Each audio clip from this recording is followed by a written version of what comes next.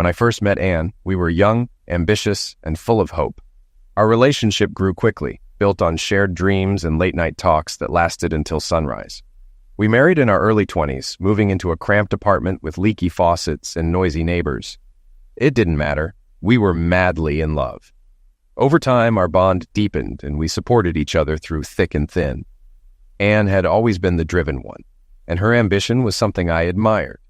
It wasn't until years later that I'd realize how that drive could overshadow everything else. As we moved into our first home, life became more comfortable. I worked in IT, a job I found fulfilling, if not thrilling. Anne's career in real estate took off, and her charm and determination won over clients left and right. We started using little notes on a chalkboard in our kitchen, playful messages, reminders of dinner plans, or silly inside jokes. These small gestures of love became a cherished tradition. But as Anne's career evolved and eventually her foray into politics began, things started to change. Slowly, those notes of affection turned into curt updates. Out late, busy tomorrow, or nothing at all. The slap came out of nowhere, sending me reeling.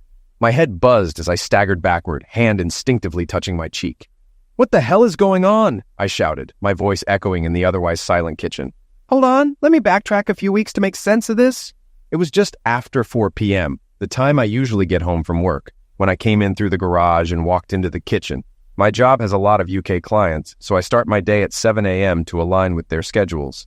It took some adjusting, but I've grown to like it. As usual, I glanced at the bulletin board. There was only one note. Working late. Great, another dinner alone. When Anne and I first got married and lived in a tiny apartment, we used a chalkboard in the kitchen to keep track of our schedules. When we moved into a house, the tradition continued. Back then, we left silly, affectionate messages.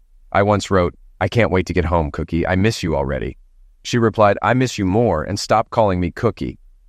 The nickname came from when we first met at a bakery, but as her career took off, she didn't want others knowing I called her that. Still, I struggled to stop. Sure, it might sound corny, but those notes mattered to me. Now they've been replaced by clipped updates, like today's working late. I'm not blind. I know relationships can lose their spark over time. But this felt like more than just routine. It wasn't just the absence of love notes. We barely spent time together anymore. My early work hours didn't help, but her job as a realtor made things even harder. She's constantly on call, handling paperwork at 9 p.m. or hosting open houses all weekend. Her schedule seems to belong to everyone but us. 2 years ago, Anne decided to run for city council. I tried to dissuade her, but her friends and colleagues kept encouraging her. At first, I wasn't too worried since the incumbent had won 2/3 of the vote in the previous election. Then, halfway through the campaign, his wife suffered a stroke, and he withdrew to care for her. Before I knew it, Anne had taken his seat. Her new role came with more than just monthly meetings. She started meeting constituents, joining task forces, and tackling the endless duties of an elected official.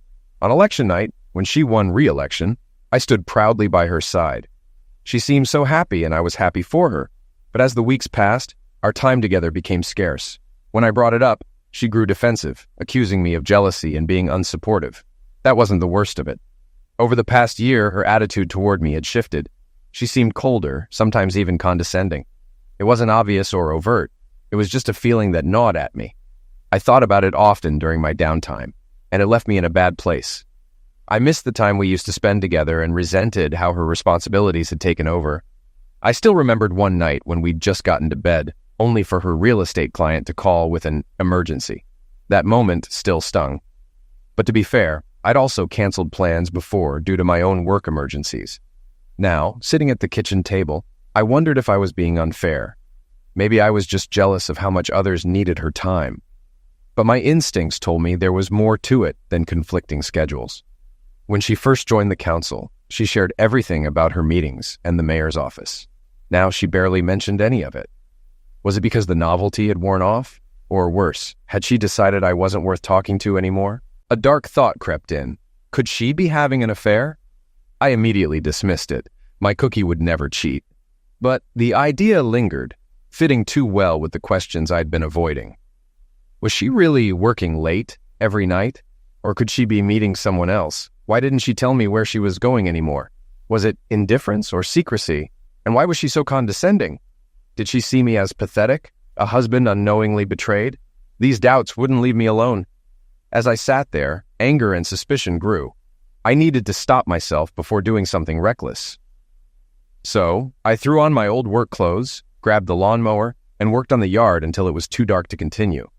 The physical activity helped clear my head, and by the time I sat down for a dinner of leftovers, I had calmed down enough to form a plan. In my job, when network issues arise, I run diagnostics to identify the cause. I decided to apply the same approach to my marriage. But what tools could I use? I considered surveillance, microphones, cameras, or tracking devices, but quickly realized how impractical it would be. Anne was hardly home, and between her real estate events and counsel responsibilities, she was constantly on the move. Spying seemed both risky and unlikely to yield results. Reluctantly, I realized hiring a professional investigator was the best option, even if it might be expensive. I searched online for detective agencies, but the sheer number of options was overwhelming. Ratings and reviews didn't inspire much confidence. They could easily be fake. Frustrated, I wondered if Craigslist or Angie's List had a section for private investigators. Then I stumbled on a Channel 9 news story about local detective agencies. It reminded me that Amy Howard, the news director at Channel 9, was an old friend. We'd even dated briefly in college. Hoping she might help, I gave her a call. "Hey, Amy, long time no see. Any chance you're free for a beer tonight?" She sounded pleasantly surprised. "Dave, I think I can swing that. It's a slow news day, so unless something comes up, I'll be there." When she arrived, I couldn't help but notice how well she'd aged. She still had the charm that had first drawn me to her, now enhanced by the confidence of a successful professional. It suited her perfectly. Amy and I caught up on life and mutual friends, but after a while, I steered the conversation in a new direction. "Didn't you do a story on local detective agencies recently?" I asked. Amy gave me a knowing look and said, "Oh, Dave, I was wondering why you hadn't brought up Anne yet. Are you looking for recommendations?" I sighed and nodded. She paused thoughtfully before continuing. "With Anne's situation, you should avoid the larger agencies. More employees mean a higher risk of gossip. Does that make sense?" "Completely," I replied. She went on. "Also, steer clear of one-person operations. They're usually too stretched to handle things quickly. If you want something dependable, I'd recommend the Masterson Agency. They're not cheap, but they're professional, thorough, and they get results." She added, "The private detective world can be messy, but Masterson is a solid option." I thanked her and left feeling slightly more confident. The next morning, her advice still resonated, so I called Masterson. The receptionist told me I could meet Mr. Masterson himself if I came in first thing. "I'll be there," I promised, trying to steady my voice. That evening, Anne came home on time, and we had dinner together for the first time in days. Nervous about keeping up conversation, I didn't need to worry. She spent the evening ranting about a businessman planning to run against her. Her frustration filled the silence. The next morning, I left early, skipping breakfast, but leaving a note for Anne on the bulletin board. Traffic was light, and I arrived downtown earlier than expected. With time to spare, I stopped at Stranger Brew, my favorite coffee shop, for a coffee and breakfast sandwich to calm my nerves. As the cafe filled, a commotion drew my attention. A red-faced man was shouting at a young Latina woman sitting alone. "You're not done yet! What gives you the right to hog a table when others are waiting?" he bellowed, loud enough to turn heads. The woman sat frozen, stunned by his outburst. "You're a Mexican, aren't you?" he sneered. "Probably a wetback. You come here, take our jobs, and now our tables. Why don't you swim back across the Rio Grande?" He then knocked over her coffee, spilling it across the table. Before I knew it, I was standing between the man and the woman. "Leave her alone," I said firmly. "She was here first, and she has every right to sit here. You owe her a new coffee and an apology for your insults." The man's face darkened with anger, and he stepped closer. I braced for a confrontation, but before anything happened, the cafe owner appeared, holding a sawed-off pool cue. "You!" the owner barked, pointing at the man. "Get out of my shop and don't come back. You're not welcome here." The man muttered something about how the place sucked anyway before storming out. Once the tension settled, I turned to the woman. "I'm so sorry about that. Can I get you another coffee?" Maria Elena looked at me, her surprise evident. "You don't even know me. Why did you step in?" she asked. I shrugged casually. "I can't stand bullies or bigots," I replied. Her expression softened into a faint smile as she extended her hand. "I'm Maria Elena Alvarez. Thank you for standing up for me. It really means a lot." Taking her hand, I said, "You're welcome. I'm David Davis, and I'm glad I could help." The cafe owner returned then with 2 fresh coffees. "These are on the house. I'm sorry for what happened and hope you both feel welcome here in the future." Maria Elena and I thanked him, and she turned to me. "Would you like to have coffee with me? It'll free up your table." "I'd love to," I replied, sitting across from her. As we talked, she shared that she'd started a new job nearby and arrived early to avoid being late. "Do you come here often?" she asked. "Not as often as I'd like," I admitted. "I'm here today before a personal business meeting." She glanced at her watch. "I should get going," she said, standing and offering her hand. "Thank you again, David. It was a pleasure meeting you." "Likewise," I said, shaking her hand and watching her leave. After finishing my coffee, I left for my meeting at the Masterson Agency. To my surprise, I spotted Maria walking in the same direction. When she stopped at a crosswalk, I caught up to her. She gave me a polite smile and nod, but as we continued walking, she glanced back again, her expression wary. "Great," I muttered to myself. "Now she thinks I'm following her."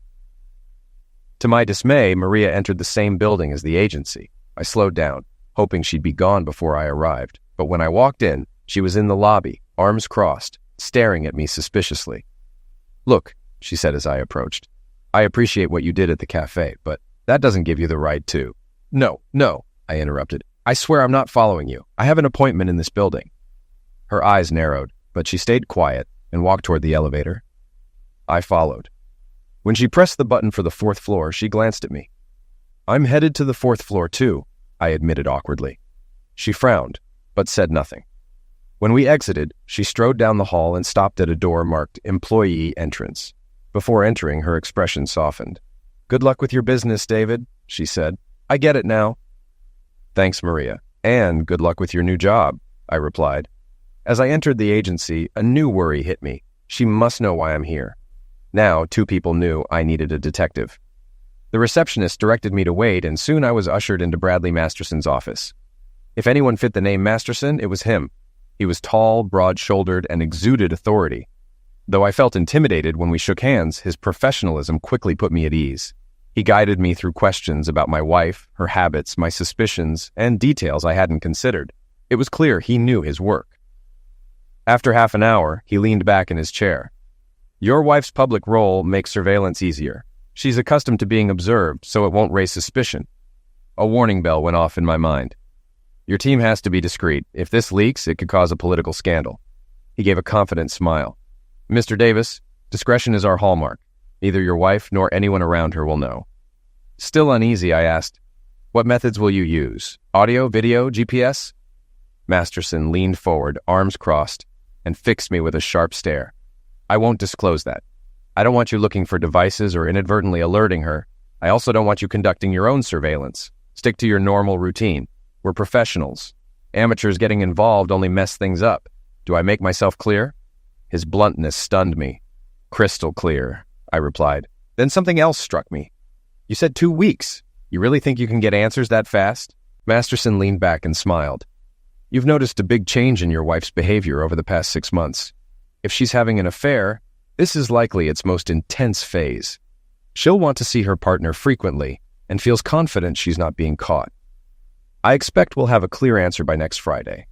At the very least, we'll identify any suspicious behavior that might require further investigation."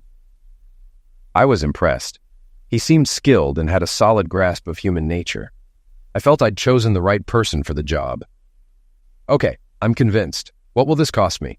He named a figure that made me flinch. "It's a significant amount," he admitted, "but consider the resources involved: staff, vehicles, and expensive equipment. More importantly, we'll give you clarity. How much is your peace of mind worth?" He was right. I wrote the check. Over the next 2 weeks, I felt uneasy, second-guessing myself. Am I acting normal? Do I seem suspicious? Am I asking too much or too little? Anne's behavior made it clear it didn't matter. She treated me with the same coldness as always. When I asked about her work, she responded curtly, as if humoring me. It was obvious she thought I wouldn't understand her counsel responsibilities. I felt less like her husband and more like an annoyance. That weekend, I suggested we go out together. She brushed me off. "I've got open houses all weekend, and you know how exhausting those are." It felt like we were roommates, not a married couple. Memories of our life together haunted me. The shared dreams, the long talks, the passion we once had. We couldn't walk past each other without ending up in each other's arms, overwhelmed by desire. What happened to that love and passion? The irony was cruel. The closer we got to achieving our dreams, the more distant we became. I realized how much my career drove me, not just for financial security, but because I found it intellectually fulfilling. And yet, I wondered, had I pushed Anne away? If I had, I felt she was equally to blame. Anne was a great realtor, but she always wanted more. Winning a council seat had been her dream, and now she was hinting at running for mayor. I couldn't understand why she was never satisfied with what she already had. The more I thought about it, the clearer it became that our careers had driven a wedge in our marriage. Yet, a nagging voice warned me there might be something deeper I was missing. Was I being paranoid? Or was there a real problem? Despite my discomfort, I decided hiring Masterson was the right move. Peace of mind was worth it. The 2 weeks felt like waiting for surgery, terrified of the outcome but desperate for answers. On the morning of my meeting, I stopped at Stranger Brew for coffee, my last meal. As I sat there, I scanned the room, half hoping to see Maria Elena, but relieved she wasn't there. When the time came, I walked to Masterson's office, feeling like a man heading to the gallows. As I checked in, Masterson appeared and motioned for me to follow. His subdued tone as he greeted me made my stomach churn. "Mr. Davis, come on in," he said. "Uh-oh. Not good." He sat behind his desk, resting his hands on a folder. The air was thick with tension. Unable to take it, I blurted out, "What did you find?" He slid the folder across the desk. "See for yourself," he said quietly. My heart raced as I opened the folder. The first photo showed Anne outside a house, holding the door for a young couple. A for sale sign was barely visible in the corner. Confused, I flipped to the next. A shot of her in a council meeting, then another of her talking to the mayor in City Hall. The following photos showed her entering her real estate office. I thumbed through them all. They were completely ordinary. Nothing suspicious. Looking up at Masterson, I saw his grim face transform into a broad grin. The investigator looked at me with a steady gaze. "Mr. Davis," he began, "your wife is not cheating. She hasn't done anything even remotely suspicious. She's exactly what she seems, a hard-working councilwoman and realtor." He leaned back in his chair, his expression confident. "Your wife is driven, successful, and dedicated, but not unfaithful." His tone softened as he added, "I know these past 2 weeks have been difficult for you, but now you can let go of your doubts and focus on enjoying your marriage." A warm smile spread across his face. "Most of the time, I'm delivering bad news to spouses. It's refreshing to be able to share something positive for once." Relief washed over me, but as I opened my mouth to thank him, he raised a hand to stop me. "You're a lucky man, Mr. Davis," he said firmly. "Your wife is everything she appears to be." Then, with a touch of humor, he handed me an envelope. "Here's the remainder of your bill. If you pay the receptionist on your way out, we won't need to mail it. I assume you wouldn't want that." He chuckled. Relieved, I nodded and left the office, lighter than I'd felt in months. I shook Masterson's hand, thanking him before leaving. I walked out feeling lighter than I had in ages. Relief quickly gave way to determination. I need to fix this. I need to show Anne how much I love her and stop taking her for granted. By the time I got home, I had a plan for the weekend, which fortunately was free of obligations for Anne. Friday night, flowers, takeout from her favorite Mediterranean spot, a bubble bath, and fresh sheets. Saturday, breakfast in bed, a spa day, more flowers, dinner at the nicest restaurant in town, and a night of rekindled romance. Anne got home around 7 o'clock, exhausted. She flopped onto the couch with a sigh. "I'm too tired to cook," she said, then perked up, sniffing the air. "What's that smell, and where did these flowers come from?" I knelt beside her, grinning. "The flowers are for my beautiful wife, and dinner's ready." She looked at me, surprised but pleased. "They're lovely. Let's put them on the table." I plated her meal, poured her favorite wine, and served it with exaggerated flair. "Your wine, my lady," I said. She smiled, tired but genuine. "I'll take it." As we ate, she paused and asked, "This is wonderful, but why now? Do you feel guilty about something?" I expected that. "Yes," I said honestly. "I've been so caught up in my work that I haven't appreciated how hard you're working. You do so much, and I've neglected you. I want to make it right." She studied me for a moment, then smiled warmly. "We've both been neglecting each other, haven't we?" After dinner, I drew her a bubble bath. "Relax as long as you want," I said, "and get some rest. Tomorrow's going to be even better." She laughed, a genuine, joyful sound I hadn't heard in a long time. Later, she noticed the new bedding. "Is this new?"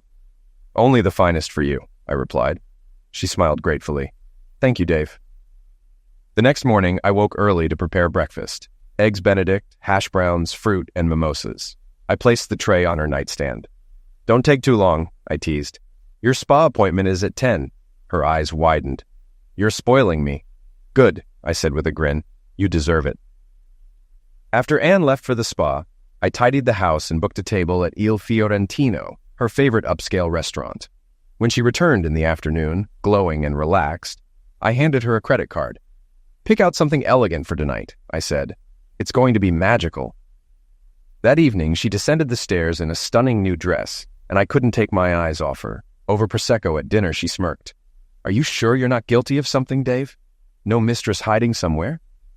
I laughed, though her words stung given my recent paranoia. Absolutely not. I take my vows seriously, and I could never find anyone more perfect than you. Her smile softened as she raised her glass. I'd never do that to you either. We skipped dessert, eager to end the night on a high note, and returned home hand in hand. What's next, dear husband? She teased, her voice playful. That night we rekindled the passion we thought was gone, rediscovering the love that had brought us together.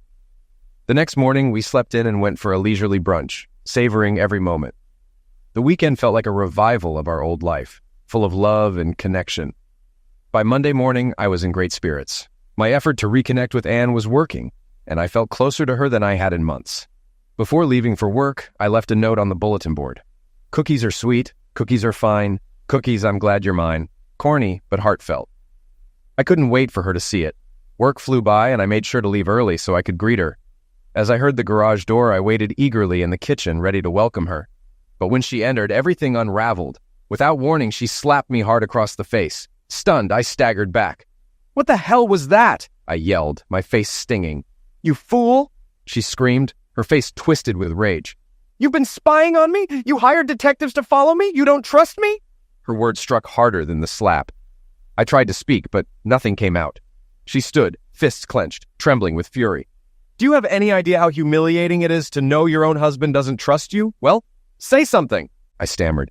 But I trust you, Cookie. I know you've been loyal. Loyal? After you've had me followed for weeks? Her voice cracked with anger. And don't you ever call me Cookie again. I stared at the floor, unable to respond. My silence only fueled her anger. So I was right this weekend. You were only nice because you felt guilty, she accused. That's not true, I tried to explain, but she cut me off. If you didn't feel guilty, you damn well should have. Tears streamed down her face. I've never felt so betrayed, and by my own husband. She turned and stormed up the stairs. I can't even look at you right now. Anne stomped upstairs, slamming the bedroom door. I sank onto the couch, head in my hands, overwhelmed. How do I fix this? Pacing the room, I thought, flowers and candy won't work, and if she finds out how much I paid Masterson, she'll lose it. Worse, what if she wanted a divorce? I couldn't blame her. Why had I let my paranoia ruin everything? After some time, I heard her come downstairs. She grabbed her purse, shot me a furious look, and hissed, I can't stay in the same house with you, before storming out. I hurried after her. Are you coming back? I haven't decided, she snapped, then drove off, tires screeching. Feeling helpless, I went upstairs to see what she'd been doing. The bedroom looked normal, but the guest room was a mess. My clothes piled on the bed and floor. She'd cleared my closet and dresser. At least she didn't kick me out of the house entirely, I thought as I moved my belongings into the guest room. Later, I forced myself to eat leftovers, waiting for her return. Hours passed, and I eventually gave up and went to bed. I woke briefly to her footsteps on the stairs and heard the bedroom door slam and lock behind her. The next morning, I used the guest bathroom to get ready for work. Before leaving, I wrote on the bulletin board, I'm sorry, Anne. Can we talk? It wasn't much, but it was a start. Work was a blur. I couldn't focus, consumed by thoughts of how to explain myself without making things worse. I love you, but I suspected you were cheating won't work. Or, now that I've checked you out, I trust you. Yeah, no. Finally, I decided on honesty. I was scared we were drifting apart and let paranoia take over. I'm sorry. I left work early, ready to apologize, but my hopes crumbled when I saw the bulletin board. My note was erased, replaced with, go to hell. Not a good sign. Still, I made dinner, hoping we could talk.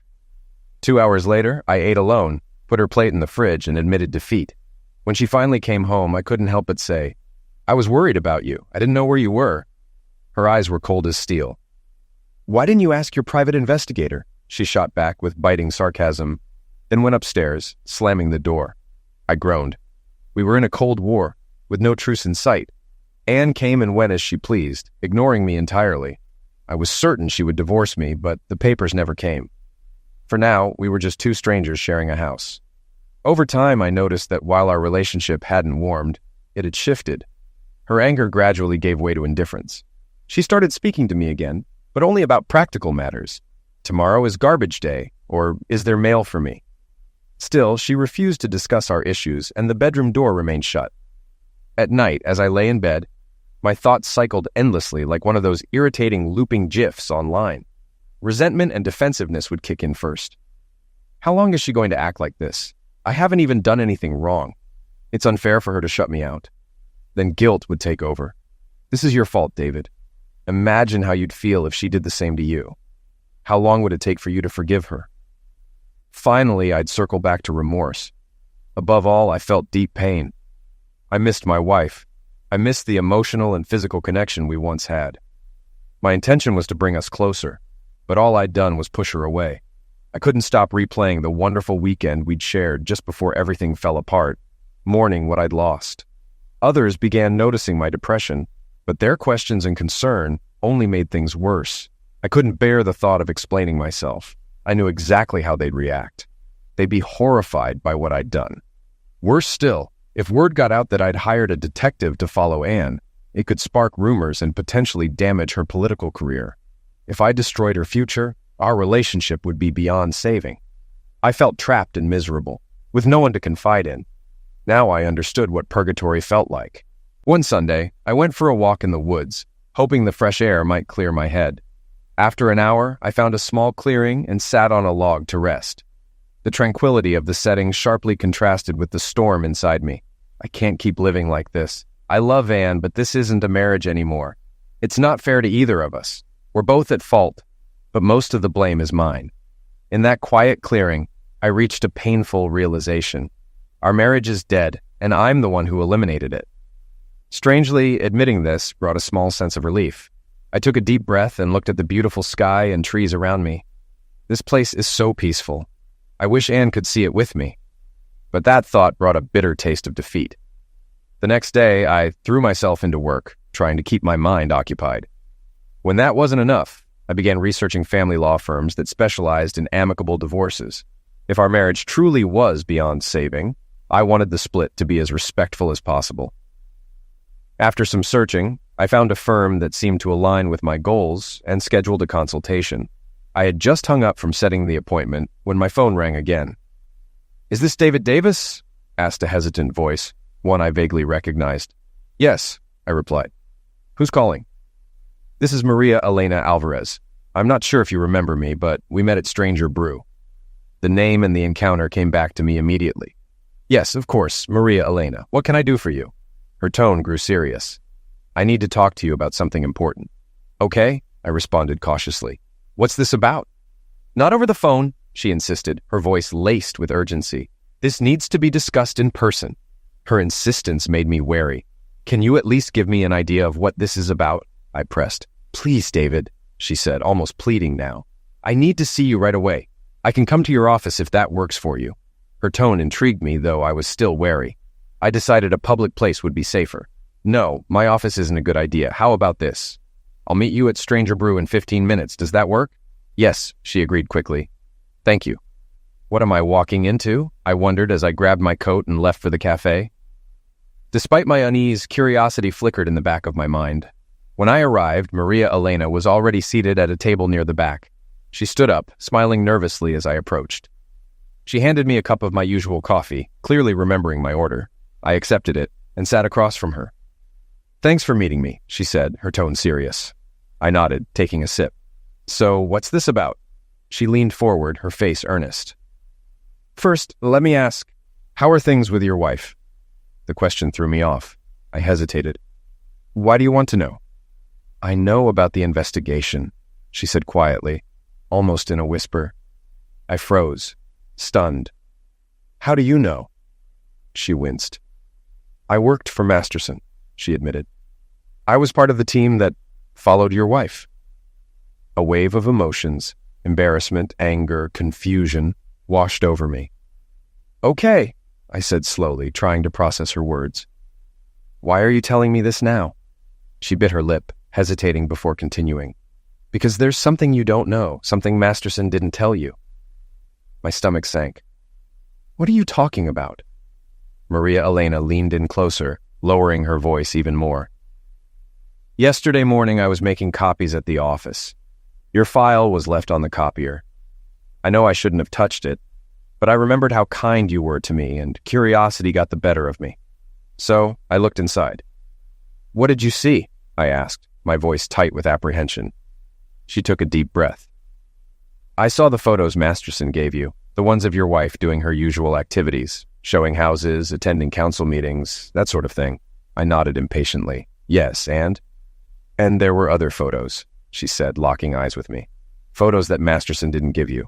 A chill ran down my spine. What kind of photos? Photos of your wife with another man, she said cautiously. And they weren't just standing together. They were intimate. My stomach dropped, and I felt my breath catch. That's impossible, I whispered. Masterson told me she wasn't cheating. He said, he lied, Maria Elena interrupted. I don't know why, but he lied to you. There's no mistaking what's in those pictures. My head swirled with disbelief. Do you have copies of the pictures? She shook her head. No, I didn't get a chance. Masterson caught me before I could make copies. He flew into a rage and fired me on the spot. But I swear to you, David, I'm telling the truth. I studied her expression for any hint of dishonesty, but all I saw was earnestness. Still, I couldn't make sense of it. Why would Masterson lie to me? What was in it for him? Maria Elena seemed to read my thoughts. I don't know why he lied, but I think I know what's going on. Your wife is a public figure. If those pictures got out, they'd destroy her career. I think Masterson is blackmailing her. Her words hit me like a punch to the gut. Blackmail? Was Anne keeping secrets to protect herself? There's more, Maria Elena said urgently. Before I left, I saw Masterson's calendar. He has a meeting with your wife today, in less than 30 minutes. That stopped me in my tracks. There were plenty of people who would exploit a scandal to unseat Anne in the next election. As ambitious as she was, Anne would do almost anything to avoid that kind of humiliation. Without thinking, I rubbed the spot on my jaw where she had slapped me. Was she lying to me all along? Was she treating me like dirt and laughing about it with her lover? The more I thought about it, the angrier I became. I stood abruptly and walked toward the sidewalk. Maria Elena hurried after me, grabbing my arm. David, where are you going? She asked urgently. I'm heading to Masterson's office, I replied. I need to get to the bottom of this. Wait, she said, pulling me back. Think for a second. If I'm right, Masterson will only lie to protect his leverage over your wife. He's probably already hidden those photos. You won't get anything from him. I paused, uncertain, and she seized the moment to continue. And what if you confront Anne? Do you really think she'll admit to anything? If you tell them what I've told you, they'll just dismiss me as a disgruntled former employee. It'll be my word against theirs. She tugged me toward a nearby bench and looked at me intently. David, I swear I'm telling the truth. Please believe me. I studied her face for a long moment, trusting my instincts. She wasn't lying. She was trying to do the right thing. I believe you, Maria Elena, I said firmly. Relief flickered across her face, but her expression quickly grew serious again. There's another reason I needed to meet you now, she said. I found out where they're meeting. It's a suburban address. If you're willing to watch for a while, we might figure out what's really going on. Do you have the address? I asked. She handed me a slip of paper. 2232 Magnolia Lane. Why there? I muttered to myself. It's a residential area. Shaking my head, I said, we'll figure it out when we get there. Let's go. My car is nearby. We drove in silence, but my mind was racing. I'd spent so much time feeling guilty for not trusting Anne, only to find I might have been right all along. My anger boiled beneath the surface. Who was this other man? How long had the affair been going on? And how was Masterson involved? I forced myself to stay calm. Don't jump to conclusions, David. Wait until you have proof. But that was easier said than done. There it is, Maria Elena said, snapping me out of my thoughts as I nearly drove past the address. I turned around and parked 2 houses down. "This is a nice neighborhood," I said, more to myself than to her. "Whose house is this?" As we got out of the car, I noticed something I hadn't seen before, a for sale sign from Anne's real estate agency. It all clicked. "That's why they're meeting here," I said quietly but firmly. "The house is vacant. The owners moved out months ago, and she's been trying to sell it." We crouched behind the tall hedge encircling the property and headed toward the driveway. 2 cars were parked there, neither of which I recognized. "Stay here. I'll scout around and see if I can spot them," I whispered. "I'm coming too," Maria Elena said firmly, and I shrugged. Together, we cautiously moved toward the house, sticking to the shade of the hedge. From the back of the house, we heard faint noises. As we crept closer, we noticed French doors leading into what appeared to be a den. Peering inside, my adrenaline surged. Anne, wearing lingerie I'd never seen before, was lounging on the couch, speaking to someone out of view around the corner. I clenched my teeth. She seemed completely at ease. Suddenly, a figure stepped into view, Bradley Masterson, grinning smugly. As they laughed together, I grabbed Maria Elena's arm and motioned for her to follow me back outside. Rage boiled in my chest. "That witch," I hissed once we were safely out of earshot. "If this is blackmail, she sure doesn't look like she minds." "Should we take pictures?" Maria Elena asked. I considered for a moment before smirking.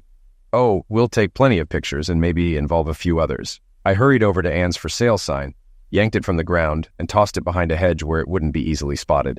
Then I pulled out my phone and dialed emergency. "I'd like to report a break-in," I said, keeping my voice calm. "I saw 2 people force their way into 2232 Magnolia Lane. They're likely still inside. Please send someone quickly." I hung up without giving my name. Maria Elena looked at me in confusion, but I ignored her and made another call. "Hey, Amy, it's David. Are you still covering the local burglary series? I've got a hot lead for you. 2232 Magnolia Lane. Police are already on their way. If you act fast, you'll beat the competition and get some great footage." After thanking her, I ended the call.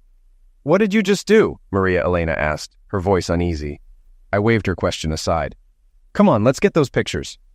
We crept back to the French doors. Inside, another man had joined them. Maria Elena gripped my arm. "That's the man from the photos," she whispered. "Do you know who he is?" "Oh, I know him," I said bitterly. "Anne introduced me to him at one of her events. That's Harold Hartfield, head of the Zoning Commission." Before I could say more, Maria Elena tugged me away. A patrol car had just pulled up at the end of the driveway. We hurried toward the officers. "We just saw them," I said, trying to sound breathless. "They're still inside. If you move quickly, you can catch them." The senior officer glanced at his partner. "There are cars in the driveway and no sign of forced entry," he said, his tone skeptical. "Are you sure a crime is happening?" Just then, a Channel 9 news van screeched to a stop nearby. A reporter and cameraman jumped out. "What's going on? Are we getting any action today?" the reporter asked eagerly. Before the officers could respond, a piercing scream tore through the air, freezing everyone in place. "Oh my God!" I shouted. "He's eliminating her!" The officers exchanged panicked glances as another scream rang out louder than the first. "Let's move!" the senior officer barked, drawing his weapon. The 2 officers rushed to the front door and disappeared inside. "Start filming," the reporter commanded the cameraman, who immediately trained his lens on the house. The reporter turned to the camera, speaking rapidly. "Behind me is a home at 2232 Magnolia Lane, where police are responding to a suspected burglary. Moments ago, we heard what sounded like a violent struggle." He stopped mid-sentence as chaos erupted inside. There was the sound of crashing furniture, breaking glass, and panicked shouting. The cameraman refocused just in time to capture Harold Hartfield stumbling out the front door, completely unclothed. A second later, Anne followed, equally unclothed. "Wait for me!" she yelled, as Hartfield threw open the door of one of the cars and jumped in. She climbed in after him, and he reversed sharply, nearly hitting the patrol car at the driveway's edge. Desperately, Hartfield shifted into drive and sped across the lawn. The car tore up the yard before crashing into the thick hedge, where the rear axle became stuck, leaving the tires spinning uselessly in midair. Recognizing the 2 public figures, the reporter signaled the cameraman and rushed toward the stranded car.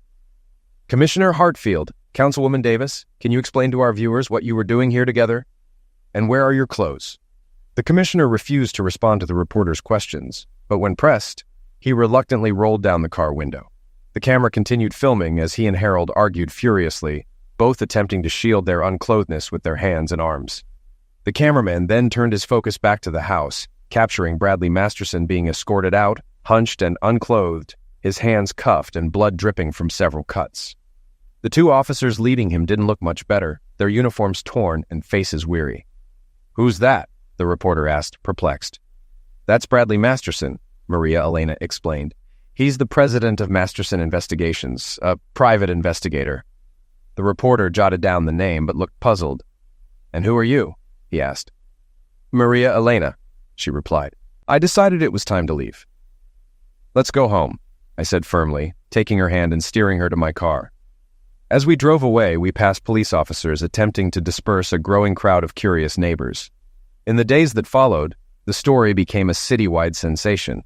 Channel 9 used the footage in their evening news promo, repeatedly showing the commissioner, councilwoman, and detective attempting to cover themselves. The clip was so scandalous that the station's national affiliate picked it up, airing it on national news. Soon, nearly everyone in the country had seen the unforgettable footage of my wife sprinting across the lawn in her birthday suit. Masterson was quickly jailed for aggravated attack on a police officer. His behavior during the arrest didn't help. He hurled crude insults and threats at the officers escorting him to his cell. The judge, unimpressed, denied him bail. His arrogance ensured he would remain behind bars until his trial. The cases against Anne and Harold were more complicated. It was quickly determined that no breaking and entering had occurred. Anne was the listing agent for the property and had legitimate access. Even trespassing charges were dismissed. Still, the scandal forced both of them into hiding, as public outrage was relentless. Local media wasted no time digging deeper. Headlines were merciless, with one particularly scathing piece titled, "Commissioner and Councilwoman, Politics Make Strange Acquaintances." At first, I thought the frenzy was purely due to their affair, but it turned out to be much more. A determined journalist uncovered evidence of bribery linked to several city real estate projects. Anne had been soliciting bribes from developers while Harold used his position to manipulate zoning permits, exchanging favors for Zex. The revelations unraveled their schemes, and law enforcement moved swiftly. Both Anne and Harold were arrested and charged with official misconduct. Their downfall became a spectacle, every detail gleefully documented by the media. Their once respected names became synonymous with corruption and disgrace. The day after the scandal broke, I returned to my office and called the divorce attorney I had initially contacted. "Oh," the receptionist said cheerfully. "Does this mean you and your wife are reconciling?" "No," I said coldly. "It means I don't want an amicable split anymore. I'll be hiring a shark to ensure she's left with nothing." The police questioned me several times during their investigation, probing whether I had been involved in or benefited from Anne's schemes. Thankfully, I had nothing to hide. Anne had kept her illicit earnings in an account solely under her name. When I explained how I had hired Masterson to investigate her, the officer interviewing me simply shook his head in disbelief. My friends and colleagues were sympathetic, but unsure of what to say. No one could openly express, "Sorry your wife turned out to be a corrupt cheater," or "Sorry you were played for a fool." Most chose to avoid me altogether. I didn't blame them. I wanted to avoid myself too. The divorce moved quickly, thanks to my ruthless attorney. Anne's public disgrace and pending charges left her with little leverage, and the settlement was heavily skewed in my favor. By the end, Anne was left with almost nothing, except for what little remained of her tarnished reputation. I thought I was finally done with that chapter of my life. Then, unexpectedly, Anne's lawyer contacted me. They wanted me to testify in her defense. The idea was so absurd that I laughed when I first heard it. My amusement faded when the lawyer explained that if I refused, I would be subpoenaed. I hated the thought of being dragged back into Anne's mess, but curiosity won out. The lawyer mentioned that Anne would be present during the pretrial meeting, and I couldn't resist the chance to confront her. When I arrived at the lawyer's office, Anne was already seated at the conference table, wearing one of her signature power suits. She looked composed, but the stress was visible in her eyes. She offered me a tight smile, her gaze steely and cold. "Mr. Davis," the lawyer began in a neutral tone, "I understand your marriage is ending, but we're not here to discuss that. We are seeking to establish that Mrs. Davis, prior to these events, was a loving wife and a person of good character. We would like you to testify to that effect." I turned my gaze calmly from the lawyer to Anne. "When I married my wife," I began, "she seemed like the most captivating, intelligent, and dynamic woman I had ever met. She was smart, funny, and charismatic. People were naturally drawn to her. The lawyer nodded, encouraging me to go on. For the first 6 years of our marriage, Anne and I shared the same dreams and goals. I believed we were building a life together. I paused, fixing my eyes on Anne. But then, she changed. The lawyer tensed. Changed, Mr. Davis. Yes, I said. After she was elected to the city council, she became more ambitious, self-centered even. She neglected our marriage entirely to focus on her career. The contempt she showed me eventually drove me to hire a private investigator. That's enough, Mr. Davis, the lawyer interjected, her alarm apparent. Anne waved her off dismissively. It's fine, he was never going to help me, Virginia. She turned to me with a cold, calculating look. So why are you here, Dave? What do you want? I leaned forward. I want 30 minutes alone with you. Just enough time to ask some questions. Anne raised an eyebrow, glancing at her lawyer, who looked visibly uneasy. You don't have to agree to this, the lawyer said quickly, but Anne raised her hand to silence her. Fine, she said coolly. You've got 30 minutes. The lawyer hesitated, clearly uncomfortable. Are you sure? She asked Anne. Anne gave a sharp nod. It's okay. He won't hurt me. Her voice was calm, almost dismissive, but I could see the cracks beneath her composed facade. Reluctantly, the lawyer gathered her things, shot me one last warning look, and left, closing the door behind her. Anne leaned back in her chair, crossing her arms. Well, Dave, the floor is yours. What do you want to ask? I stared at her, the weight of everything she had done pressing down on me. Why, Anne, why did you do it? My voice was even, but anger simmered underneath. She leaned forward suddenly, her eyes blazing with fury. Why? This is all your fault, you know. I wouldn't be in this mess if you hadn't hired that detective to spy on me.